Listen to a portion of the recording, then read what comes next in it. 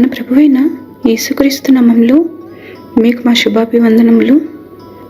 ఈరోజు దేవుని వాగ్దానము, మాట నెరవేర్చే యెహోవా, స్థిరపరచవలనని దాన్ని నిర్మించే యెహోవా, యెహోవా అను నామం వహించిన వాడే ఇలాగు సెలవిచ్చుచున్నాడు. నాకు మొరపెట్టుము, నేను నీకు ఉత్తరమిచ్చెదను. నీవు గ్రహింపలేని గొప్ప సంగతులను, గూఢమైన సంగతులను నీకు తెలియజేతును. ఇర్మియా 33వ అధ్యాయము 2-3 వచనాలు.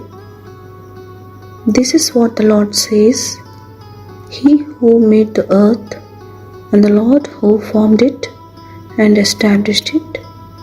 The Lord is His name. Call to me, and I will answer you, and tell you great and unsearchable things you do not know. Jeremiah chapter 33 verses 2 and 3. ప్రార్థన.